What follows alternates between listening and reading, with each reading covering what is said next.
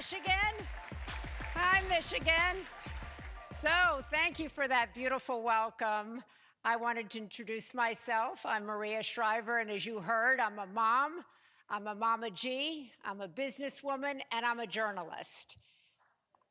Yeah. I was raised in a very prominent Democratic family. I married a Republican. I served as a Democratic First Lady in a Republican administration in California, so I get this bipartisan thing. I've seen it up close. And now I'm a proud independent. But perhaps best of all for all of you, what I'm really proud of is to be the mother of a graduate of the University of Michigan. Go Blue!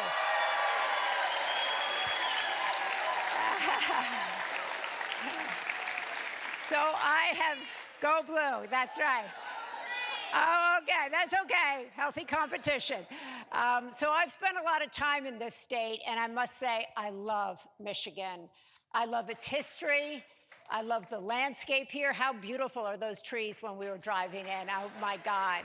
And most of all, I love the people. I really love the people. And I was so glad to be able to meet several of you, quite a few of you, before everybody took their seat. So I want you to know I'm really happy to be here. In fact, there isn't any other place I'd like to be at this moment than right here with all of you having this conversation. So thank you.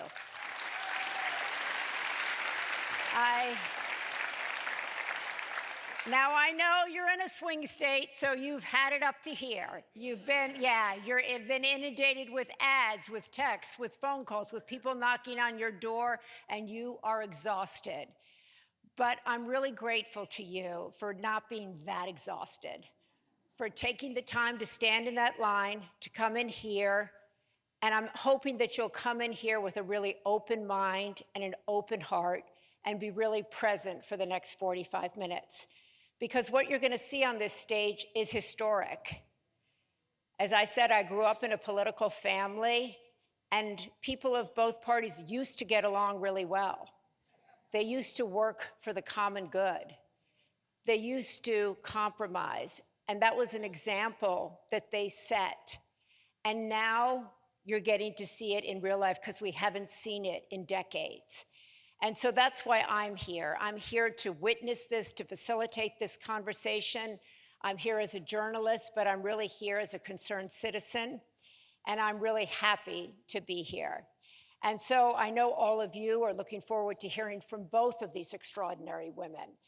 They're both incredible. And so I want to begin by getting going. We have some questions from the audience that we will get to. I have a few questions. As I said, I went around to meet several of you, and I heard some questions that some of you had. But universally, many of you said the reason I'm here is to see bipartisanship. I want to see what it looks like so I can go home with information. So you're going to get that, okay? So let's get going.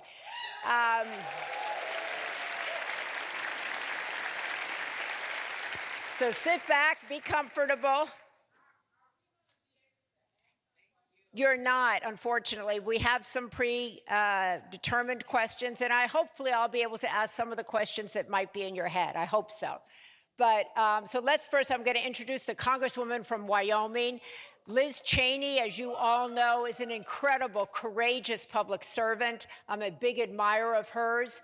She has been going across this country, brainstorming with Kamala Harris, and she has put herself on the line. She has taken a lot of incoming for her position and for standing up in the way she has. So give her a great Michigan welcome, Representative Liz Cheney.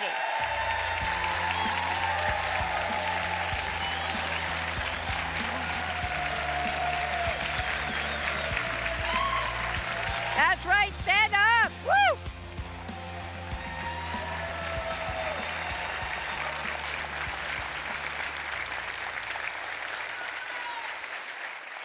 And she's the mother of 5, okay? We were talking about that backstage. And now the MVP, that stands for Madam Vice President, MVP. I want to say several of you, and I've heard over the last several months that a lot of people say, well, I just don't know Kamala Harris that well. Well, I do. So I worked alongside her when I was First Lady of California. She was the district attorney in San Francisco. She was the attorney general of the state of California. I've seen her work up close. I've seen how she is as a person, and that's why I am here.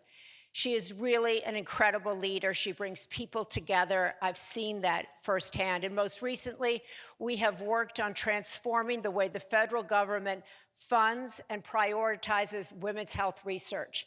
For the first time under her leadership, we are prioritizing the way women will get facts about their health and research. So if you have endometriosis, yes.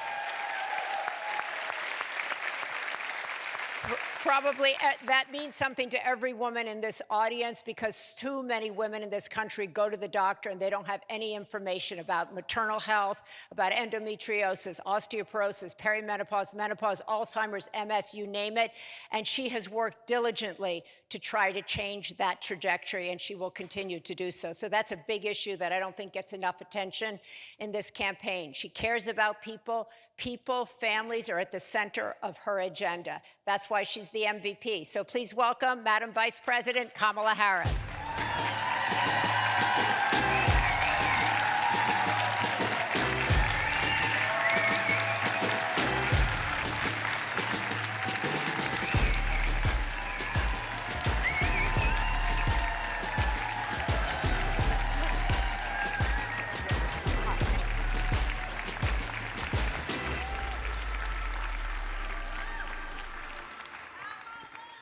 Okay, here we go. Sit back. We got 40 minutes, and we're going to move quick, okay? So I want this to be like a kitchen table. Like, just think that we're sitting around the kitchen table, and we're jamming about all kinds of stuff. That's the feeling I want to have at this. This is like a Kennedy family kitchen table, yeah. but most people don't have this many. That's right. It's raucous, it's hot, but it's fun. That's what it's going to be like. So this, as I was saying before both of you walked out, this is historic. So I hope everybody takes this in for a minute. To have a leader of the Republican Party and the Vice President of the United States. So let me begin with you, Madam Vice President. Did you ever think in your wildest dreams that you would be running for president alongside Liz Cheney, who'd be advocating for you, campaigning for you, a member of an opposing party, putting herself on the line for you? So let me just start by thanking everyone. Thank you all for taking time out of your busy lives to be here and have this conversation.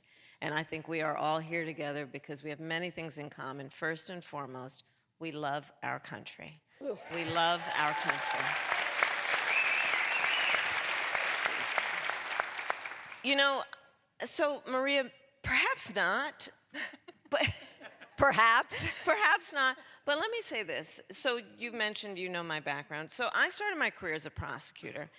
And most of my career has been spent outside of Washington, D.C., not in Washington, D.C.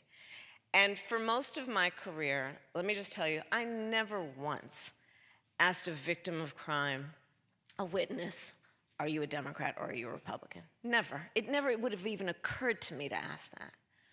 What I did ask everyone, are you okay? And when I think then about what is at stake in this election, I think that's the biggest question. And it is a moment where, born out of our love of our country, born out of, for me, having taken the oath of office to the Constitution of the United States at least 6 times, I believe what is at stake in this election is so fundamental for us as Americans. And it is about, do we take seriously the importance of a president who obeys the oath to be loyal to the Constitution of the United States? Do we prioritize a president of the United States who cares about rule of law, much less the spirit with which they approach this most powerful position? There's so much about this last era. When I talk about turn the page, that's what I'm referring to, like the last decade, that has been about some powerful forces suggesting that the measure of the strength of a leader is based on who you beat down, instead of what I think most of us believe, regardless of your party affiliation, that the real measure of the strength of a leader is based on who you lift up. And so, for that reason, I'm not surprised that Liz Cheney and I are on the same stage 15 days before the election. Okay. You know? Well, maybe you're not surprised, but I'm surprised. And I think a lot of people are surprised. So I want to know, are you surprised? Are you surprised that you're out here campaigning for a Democrat, campaigning for Kamala Harris against the party that you've been a part of your entire life? You know, what I would say, first of all, is we all know, everyone who watched January 6th knows, you know, what Donald Trump is willing to do. He lost the election. He tried to overturn it and seize power. And then he sat in his dining room and he watched the attack on television. He watched it. People pleaded with him to tell the mob to leave, and he wouldn't. And he watched law enforcement officers be brutally beaten. He watched it. That's a depravity that, to me, and you know, I think to anyone who's taken the oath of office, makes someone absolutely unfit ever to be president again. Now,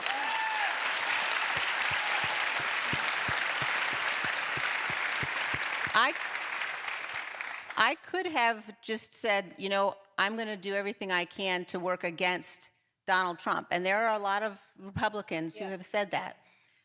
I have decided, and I am very proud and I'm honored to have made the decision to endorse Vice President Harris.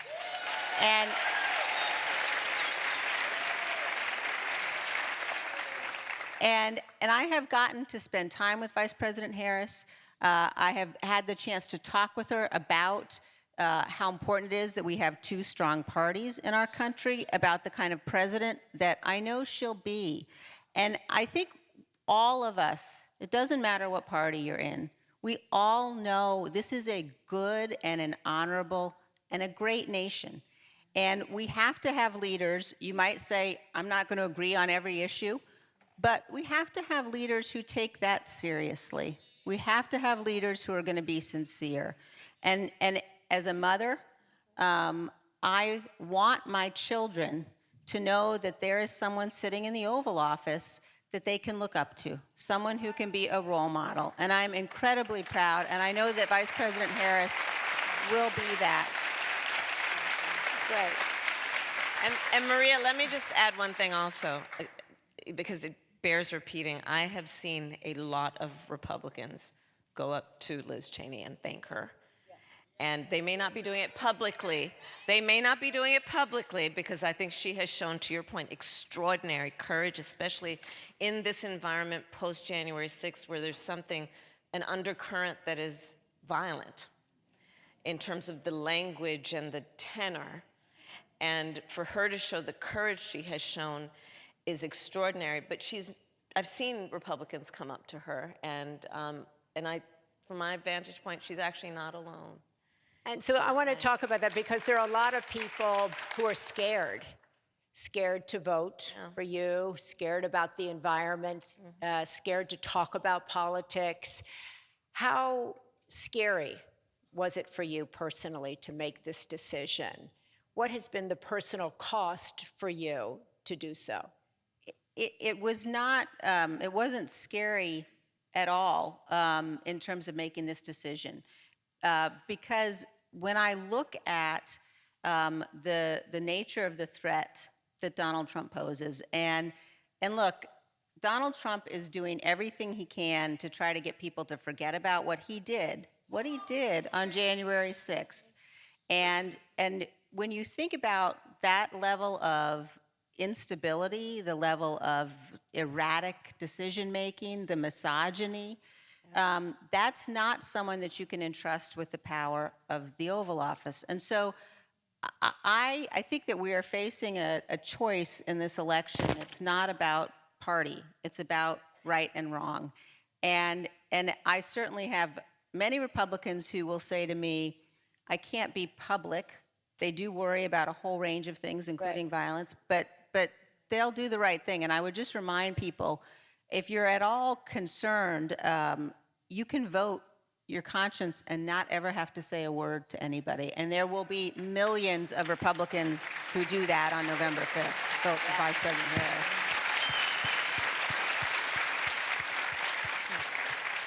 I love that you said you weren't scared at all, because most people will talk today about, I'm afraid to say anything on social media. I'm afraid to speak in my place of worship. I'm afraid to speak where I work. I'm afraid.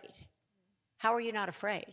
Well, I think that the point you're making is a really important one. Think about what's happened in our country. The level of vicious, vitriolic attack. When Donald Trump says that his political opponents are the enemy within, and when he contemplates deploying force against them, the response that we all have should not be to be so afraid we don't act. It should be vote him out, defeat him, vote for Vice President Harris. And Maria, I'm going to add to that. Yeah. I would add to that an additional point, which is, and don't think it's a sick sense of humor and relegate it to simply being that. You know, I've said many times, I do believe Donald Trump to be an unserious man, but the consequences of him ever being in the White House again are brutally serious. And take it from the people who know him best. His former chief of staff, when he was president, 2 former defense secretaries, his national security advisor, and of course his vice president, who have all in one way or another used the word that he is unfit to be president again and is dangerous. Listen to the report that what his former chairman of the Joint Chiefs of Staff, a general, said about him, that he is fascist to the core. And these are people who were in his administration, who worked closely with him in the Oval Office and the Situation Room. And so I would caution us also to, because some people find it humorous what he says and think it's just silly, but understand how brutally serious it is. Well, the courts will take care of that. We'll take care of November. Yes. We'll take care of November. But it is brutally serious because, to the Congresswoman's point, anyone who has openly said, as he has, that he would terminate the Constitution of the United States should never again stand behind the seal of the President of the United States. Never again.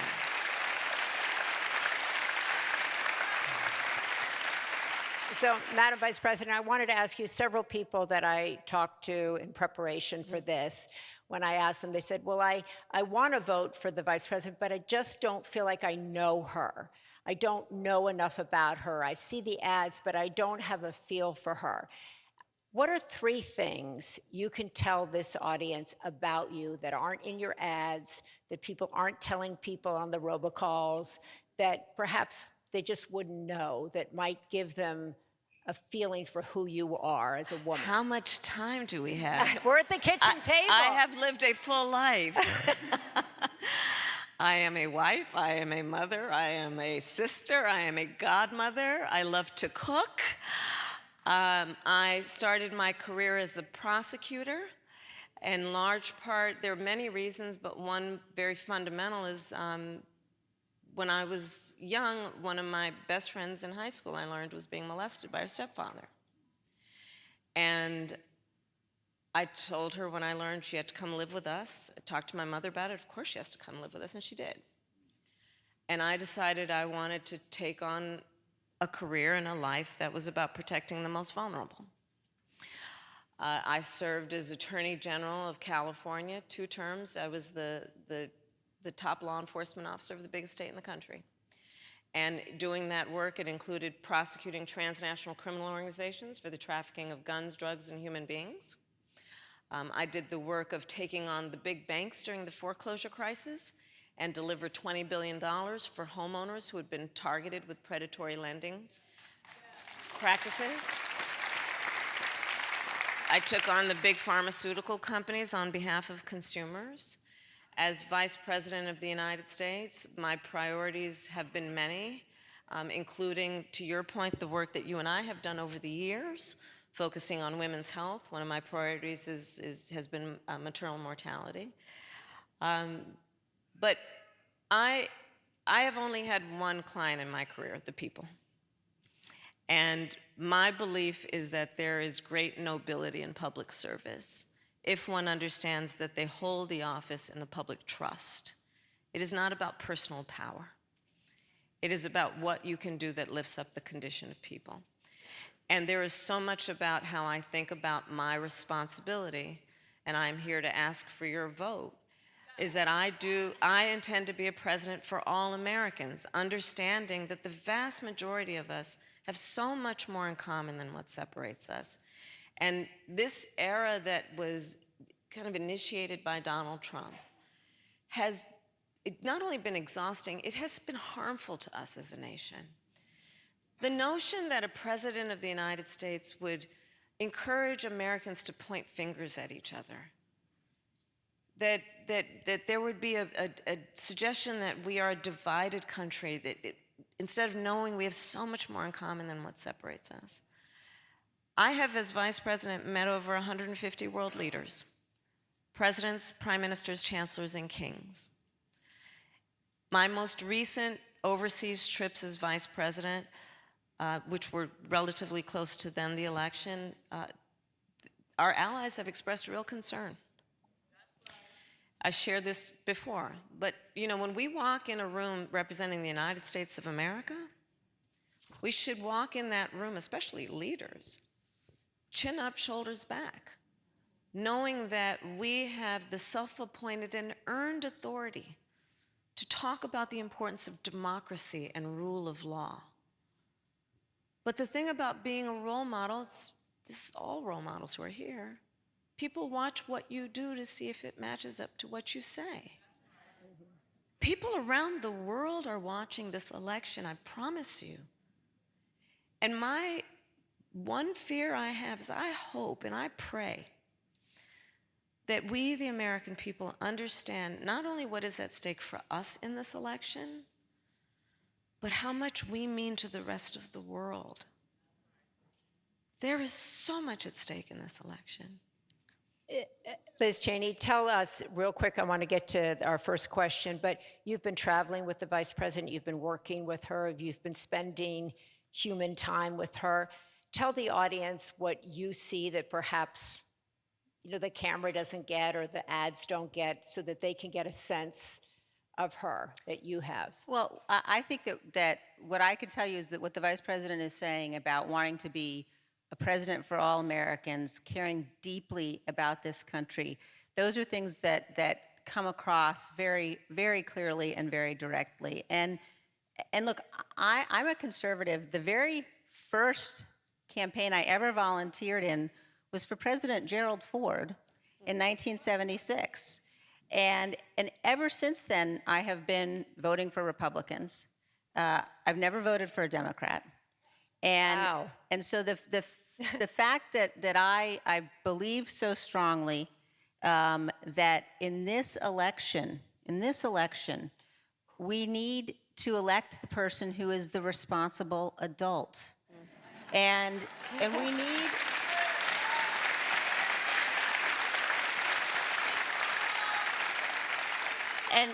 And there is a lot, both parties do it. There is a lot of vilification that goes on. Yeah.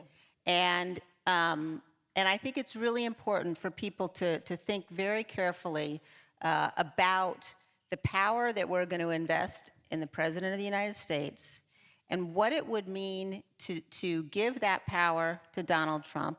Don't take my word for who he is. Listen to him every day. Look at what he did. Remember that the people, as the vice president said, who are opposing him are the people who know him best, the people who worked most closely with him. And so I would just say I know that the vice president has had the range of experience, as vice president, as senator, as attorney general of California. She is supremely qualified to be president of the United States. I think sometimes there are some men who suggest that she's not, but if you look at her qualifications, there's no question. And that she's somebody that I know I can count on who will put the good of this country first. There's just no question. Okay. I want to go over here to Cecilia. Cecilia Borland, can you stand up? You have a question. Cecilia grew up in Birmingham, Michigan, which was a Republican stronghold as she grew up. She now lives with her husband. They're raising 2 children in Berkeley, Michigan, and she's here with a question for the Vice President. Thank you both for coming to Michigan today for this important event. I'd like to start by saying personally, thank you, Representative Cheney, for to you and your father for exemplifying putting country over party.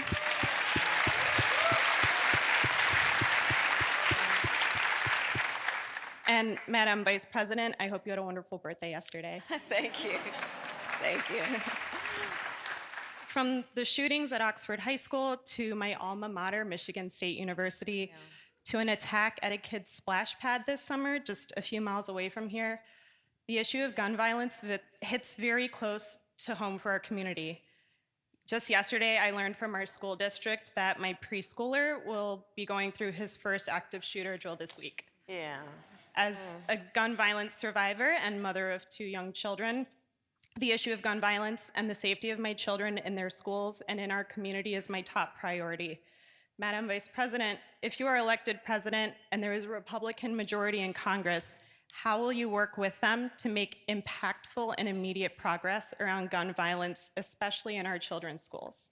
Right. Thank you, Cecilia. And thank you for your courage to speak up about this. So, well, we have done it actually in the last 4 years. We had a bipartisan group of folks in Congress who came together for the Safer Communities Act, which is the first meaningful piece of gun safety legislation in 30 years. And so it's a good step, and it really does tell us that we have a will within the United States Congress to work in a bipartisan way. And then Congresswoman Cheney was one of those Republicans that actually voted for it. This is how I think of the issue, and it is through the lens of many experiences, including I'm so sorry about your kids going through active shooter drills. Our kids did. It's traumatic. That our children, growing up, I'll speak for myself, we had fire drills. Yeah. Right? Our children are now learning how to keep themselves safe if there's an active shooter at their school. I did a tour last year of colleges with college-aged kids, so I also did some trade schools. And I would ask the auditorium would be packed, college-age kids, and I'd ask them, raise your hand if at any point between kindergarten and 12th grade you had to endure an active shooter drill. Almost every hand went up. Our kids are growing up where they are learning that they may be unsafe in the classroom, where they should be absorbing the wonders of the world. One kid said to me, we were talking about this, and said to me, yeah, that's why I don't like going to 5th period. I said, why, sweetheart? Why don't you like going to 5th period? Because in that classroom, there's no closet in which to hide.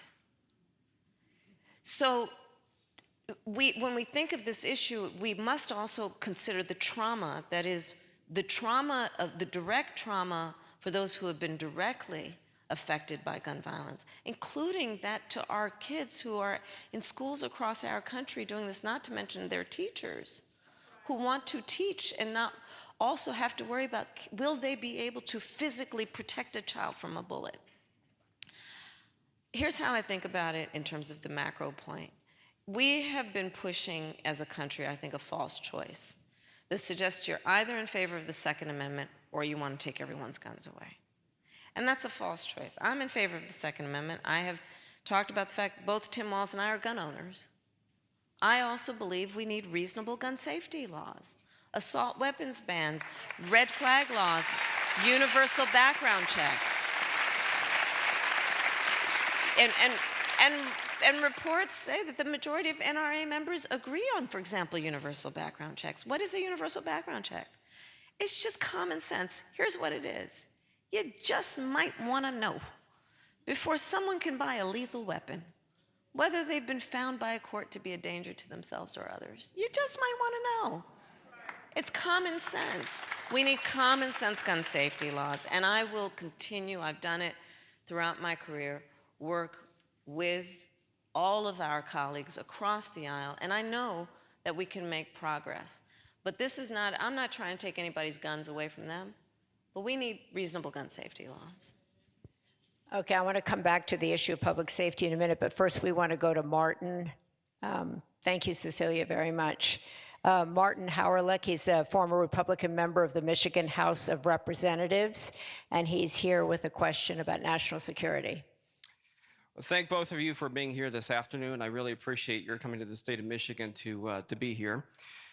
I would like to ask, what can the U.S. do politically, economically, or militarily to deter Russia from continuing its war on the independent nation of Ukraine while simultaneously strengthening our own U.S. security interests? Thank you, Martin. Go ahead. So, I was actually in Munich at the Munich Security Conference delivering a speech when I first met with President Zelensky of Ukraine, and it was just days before Russia invaded. I've now met with President Zelensky, I think, 7 times, because the United States has rightly taken a position as a leader, a global leader on international rules and norms, that we must stand in support of one of the most important international rules and norms, which is the importance of protecting sovereignty and territorial integrity, the importance of standing strong in opposition to the notion that, in this case, Russia would attempt to change borders by force, to invade another nation, a sovereign nation, by force. And sadly, there is a huge difference between my opponent and me on this very fundamental issue. Back to the conversation about, there was a time when we used to, there was a phrase that I'll paraphrase, that basically politics ends at the sea line, at the boundaries of our country. That there are certain things, in particular matters of national security, where it's not about partisanship, it's about where should America stand in terms of supporting our allies and standing for certain principles. I'll give you as a point of reference for me in terms of how I feel about this on the partisan issue. For the 4 years that I was in the United States Senate, my favorite committee was the Senate Intelligence Committee. And I served on that committee, and we would meet in a room that's called a SCIF, and it's basically it's a very secure room. No press, with all due respect, is allowed in, no cameras. Everyone has to leave their cell phone outside. It's a bipartisan committee, and we would go in that room and receive classified information from America's intelligence community, sometimes our military leaders, about hotspots around the world and threats to our national security. And when we went in that room, and this is why it was my favorite committee, people would take off their suit jacket, roll up their sleeves, have a cup of coffee on the table. And we weren't Democrats or Republicans. We were Americans. And that is so important on a number of issues we are discussing this afternoon, but in particular on national security. My opponent, however, has made it a thing of his to admire dictators and autocrats around the world. He exchanged love letters with Kim Jong-un, remember that? He has openly praised the president of Russia. Most recently, the report is, in the height of COVID. Remember, everyone was scrambling to get their hands on COVID tests? Remember when Americans were dying by the hundreds every day, and Donald Trump secretly sent COVID tests to the president of Russia for his personal use? He has said, Donald Trump, I will solve the matter of Ukraine and Russia in a day. You know, read through and understand what he is saying. He would surrender. He would have Ukraine surrender its fight against an aggressor, violating its sovereignty. If Donald Trump were president, Vladimir Putin will be sitting in Kyiv and understand what that would mean for America and our standing around the world. But thankfully, there has been bipartisan support, and to your point of where you stand on this very fundamental issue. But this is a very vivid example of what is at stake in this election, because Donald Trump has been very clear. He would give away the shop. He has been manipulated and is so clearly able to be manipulated by favor and flattery, including from dictators and autocrats around the world. And America knows that that is not how we stand. That is not how we fight. We fight in favor of our strength and our role as a leader in bringing the allies together and standing for foundational and fundamental principles. Congressman Cheney.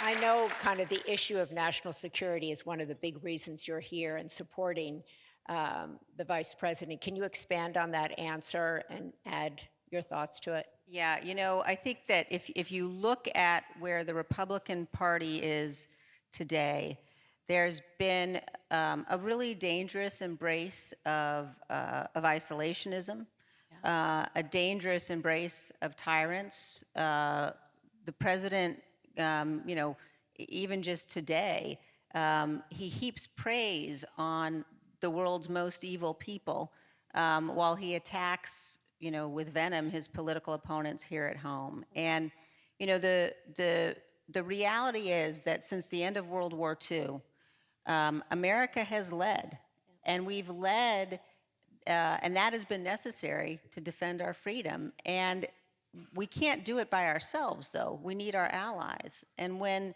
Donald Trump says that he's going to withdraw from NATO, when he invites Vladimir Putin to invade NATO, when he suggests that it is Zelensky's fault that Ukraine was invaded, I mean, that is for anybody who is a Republican who is thinking that, you know, they might vote for Donald Trump because of national security policy, I ask you, please, please study his national security policy.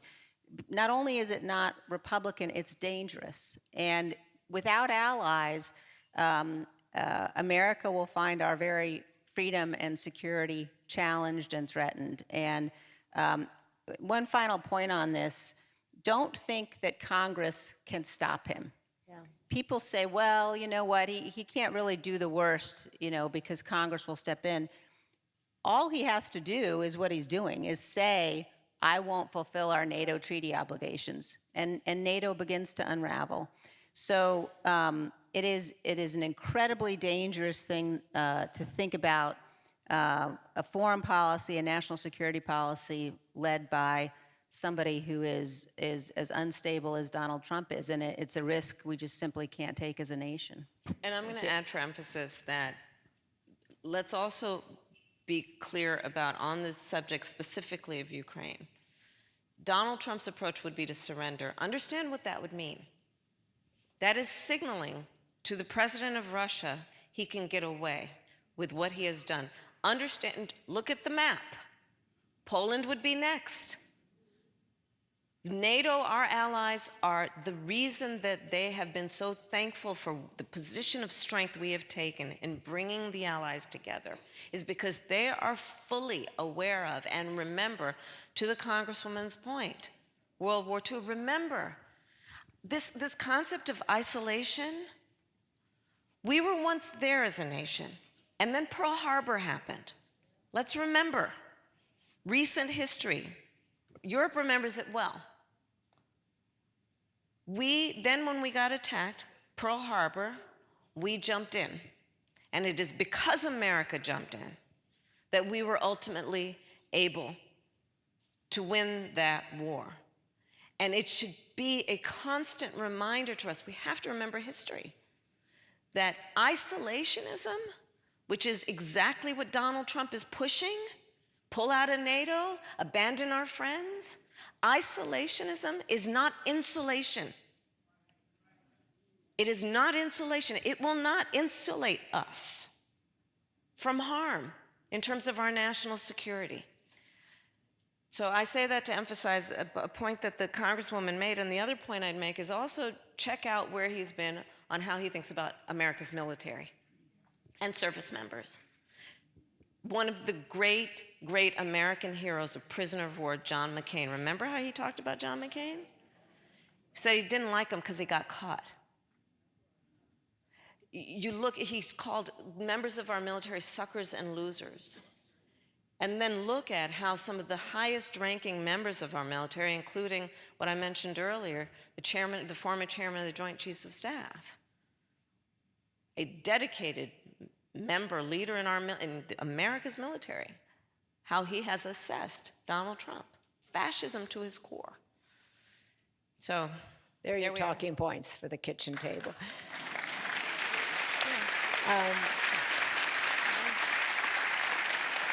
Our final question is from Courtney. Courtney, can you stand? Courtney Cabrera Agruza is a wife, a mom, an attorney, and she's a proud Chaldean, and she is here with a question. Courtney. Thank you so much. Good evening, Madam Vice President Harris and Representative Cheney. My name is Courtney Cabrera Agruza, and I am a first-generation Chaldean American. Chaldeans are indigenous Iraqis who are Catholic, and we are predominantly in the Metro Detroit area. Chaldeans are a very close-knit community, but the recent political climate has really begun to divide us.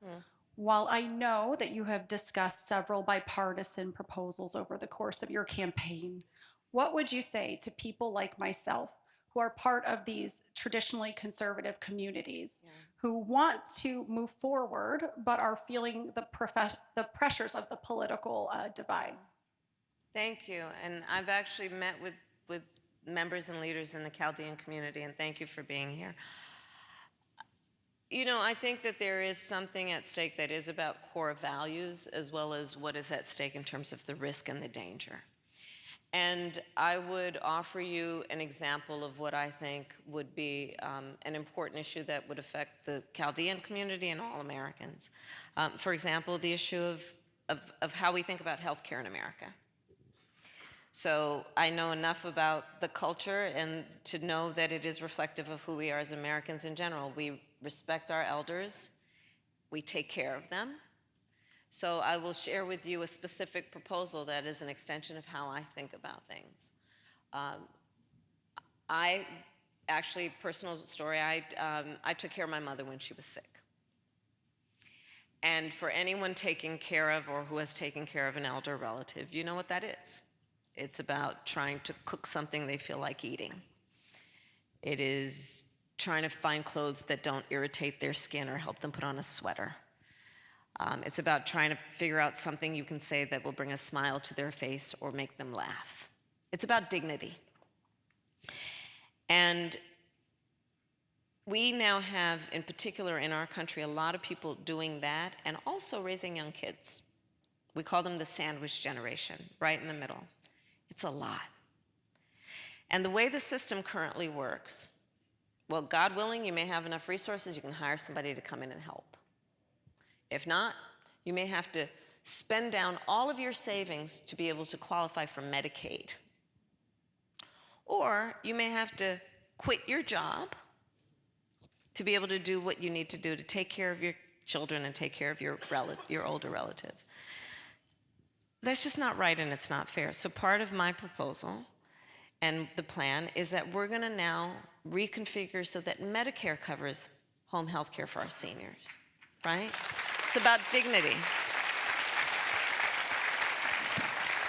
So in addition to everything that we've discussed already about national security, what is at stake? Something like this, because I absolutely do believe America is ready for a new generation of leadership that is taking on issues clear-eyed about what is going on that affects everybody, doesn't matter their political party. Issues that are fundamentally about dignity, also about economic issues, and taking it on in a way that we relieve the American people of the burdens that get in the way of productivity and a certain quality of life. And this is one example of that. I believe we need to have an economy that I call an opportunity economy, where everyone has the opportunity to thrive, not just get by, but get ahead. And this is one example I would offer under the broader point, which is about let's move forward, taking on problems from a common sense approach that is about just practical work.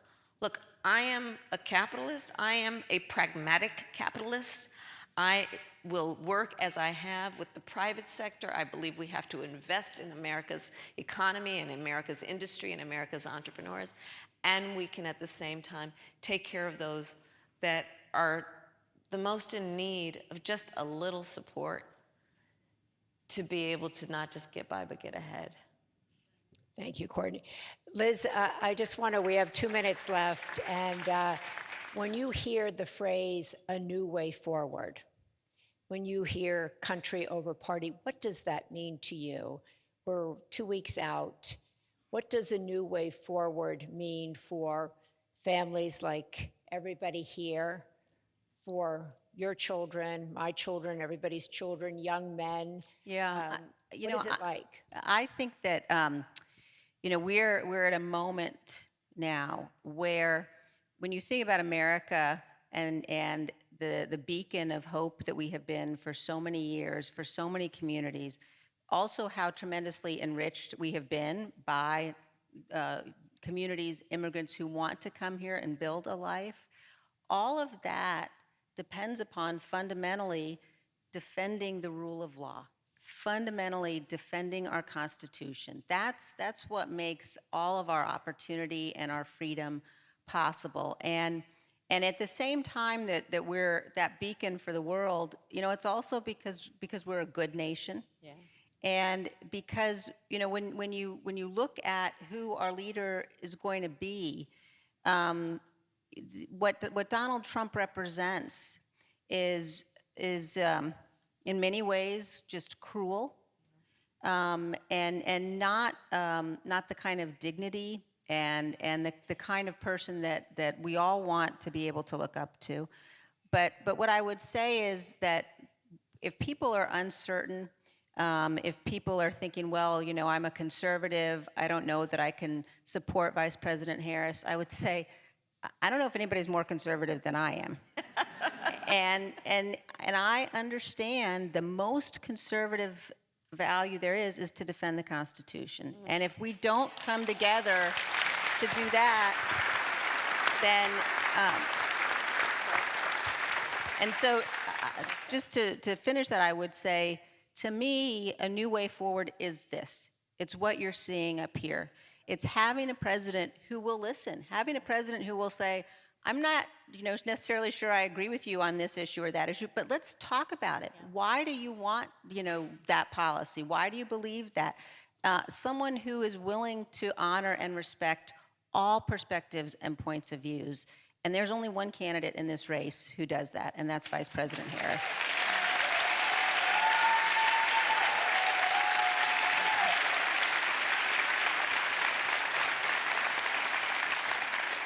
In fact, a lot of polling of undecided voters who call themselves the exhausted majority said, I just want leaders who listen to one another. I just want leaders who speak respectfully to one another. I want to see decency. I want to see people I can look up to.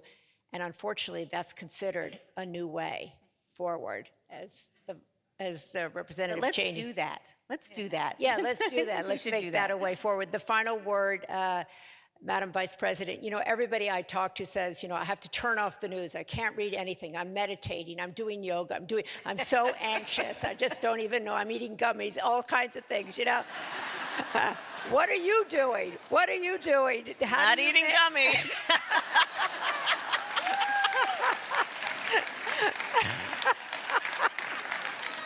Okay, we got that clear. But how do you, how do you handle this, the anxiety, the stress, the turmoil? Everybody's freaked out. I talked to the gentleman up there, he's like, I'm so scared. A woman's like, I'm so anxious. I can't sleep. Do you sleep? I wake up in the middle of the night usually these days, so to be honest with you, but I work out every morning. I think that's really important to just kind of, mind, body, and spirit. But let me just say this. No, say more about that. Say more. But I will. I work out. I try to eat well. I love my family, and I make sure that I talk to the kids and my husband every day. Doug and I have been kind of, traveling. We're trying to cover a lot of ground, so we're not with each other every day these days. But my family grounds me in every way. But if I can just speak to what people are feeling. We cannot despair. We cannot despair. The nature of a democracy is such that I think there's a duality. On the one hand, there's an incredible strength when our democracy is intact. An incredible strength in what it does to protect the freedoms and rights of its people. Oh, there's great strength in that. And it is very fragile. It is only as strong as our willingness to fight for it. And so that's the moment we're in. And I say do not despair, because in a democracy, as long as we can keep it in our democracy, the people, every individual has the power to make a decision about what this will be. And so let's not feel powerless. Let's not let and I get it, overwhelming nature of this all make us feel powerless, because then we have been defeated. And that's not our character as the American people. We are not one to be defeated. We rise to a moment, and we stand on broad shoulders of people who have fought this fight before for our country. And in many ways, let us look at the challenge then that we are being presented and not be overwhelmed by it. The baton is now in our hands to fight for, not against, but for this country we love. That's what we have the power to do. So let's own that. Dare I say, be joyful in what we will do in the process of owning that, which is knowing that we can and will build community and coalitions and remind people that we're all in this together. Let's not let the overwhelming nature of this strip us of our strength. That's how I feel about this. That's how I feel about this.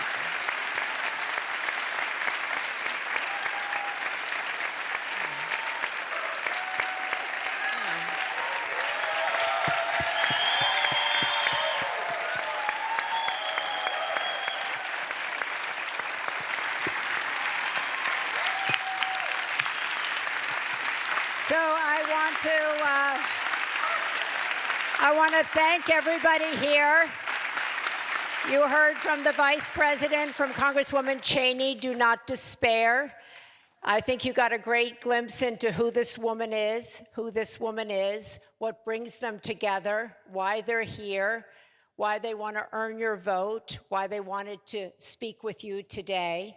And I want to leave you with this quote from Ralph Waldo Emerson that I think speaks to this moment. It says, "Whatever course you decide upon, there is always someone to tell you that you're wrong.